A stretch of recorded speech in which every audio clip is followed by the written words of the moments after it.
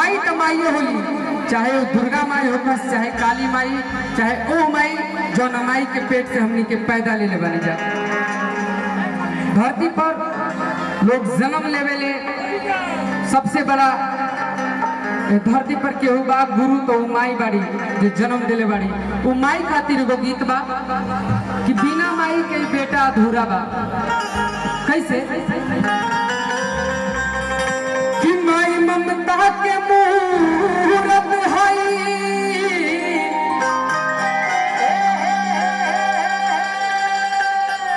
तो बाप दे सगे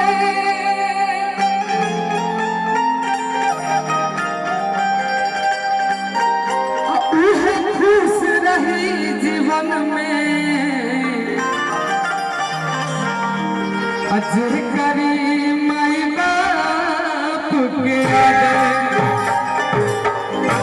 कितना अच्छा साउंड बोला था भैया, बहुत बहुत आभार। कलाकार के आधा दुख दर्द साउंड वाला हर जाले ना तो बढ़ाइए देवे कहे के बाद कि बिना माई के अरे बेटा अधूरा बा।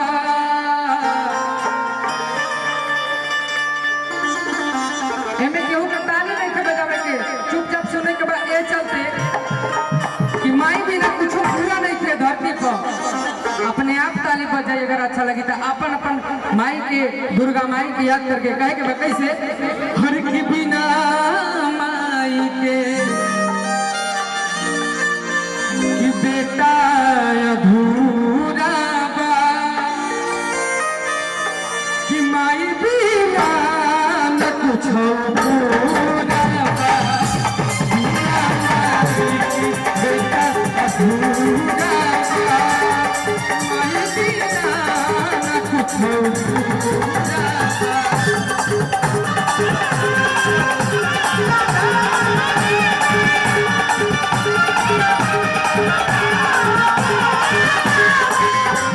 बिना माई के बेटा अधूरा बा।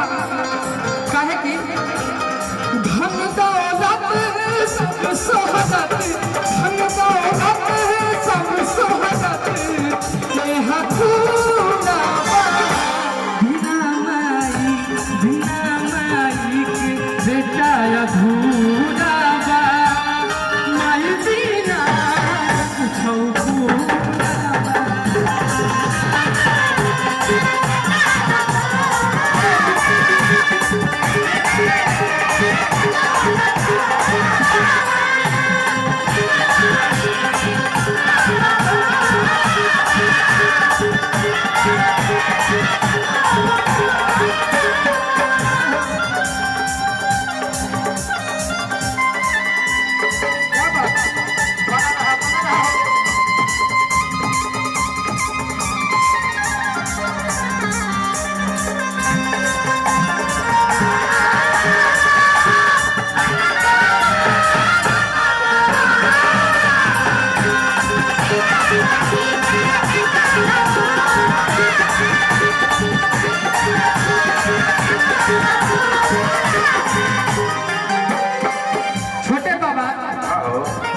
डायरेक्ट छोटे बाबा कहने में हमरा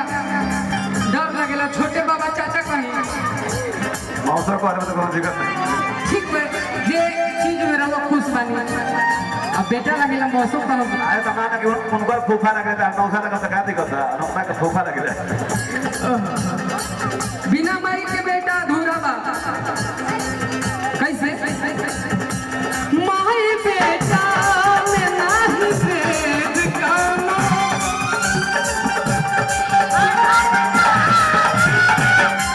एक बात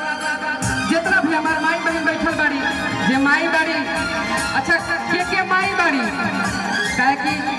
जिनकर जिनकर बियाह शादी हो गई बा, जे माई बाड़ी एक बार ताली बजे है, जिनकर जिनकर औलाद बा, किनकर किनकर माई बाड़ी एक बार हाथ उठा के बता दे खाली। देखा ऐसे ले जाता रू, देखो इतना लोग माई बाड़ी, हमार चाची बाड़ी, जे भी माई बाड़ी हाथ उठाई हो, दोसर के होना उठाई हो, के माई बाड़ू इतने लोग बाड़ू। चलो ठीक है, बाकी शर्मा तरू अपन लड़का के भी नाम पर हाथ उठावे में शर्मा तरू ना जवाई बड़ी से सब हाथ उठाइयो तो हनिए से पूछा तनी नहीं बेटा में नहीं भेद काहे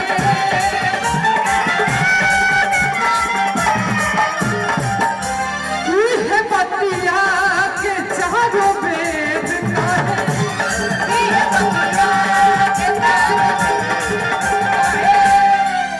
आईने से कि हमार भाई अपना माई से प्रेम करेला हाथ उठैया अपना मुस्कुराइयो तो बताओ काम चली देखेगा हमार भाई मुस्कुराता लेकिन तू जैसे मुस्कुराता रहा मुकेश भैया ही नहीं हो तू जैसे मुस्कुराता देखो इंसान मौका पूरे टाइप के होला एगो तो धरती पर के हो जाला ना तो एगो पेटे में से पैदा होला छोटे बाबा अगर वैसा का कोई रही नू ओकरा के दूध में चमार देवा तो जाके कही मुझको मारे हो ना मैं जाऊंगी ना घर तो मुकेश भैया को बताऊंगी हमने नहीं कमारी ऐसे होकर कहीं कमा कौन जाए तो जाके कहे और उसी भी ऐसे ही करेगा सब बढ़िया महाई बेटा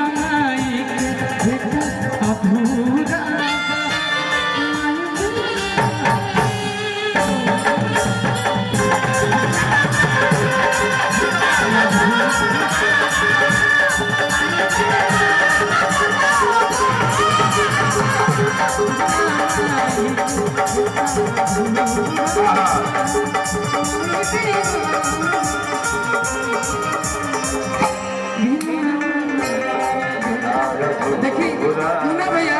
रवल और रही ना तबे कुछ सीखे के मिलेला तो काहे ना ओकर फायदा उठावा जाओ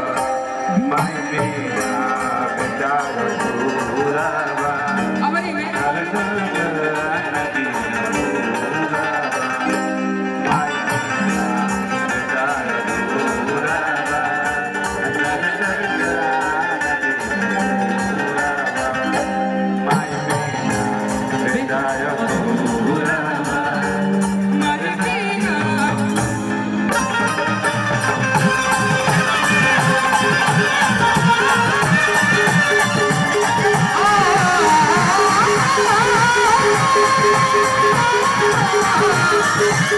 Oh,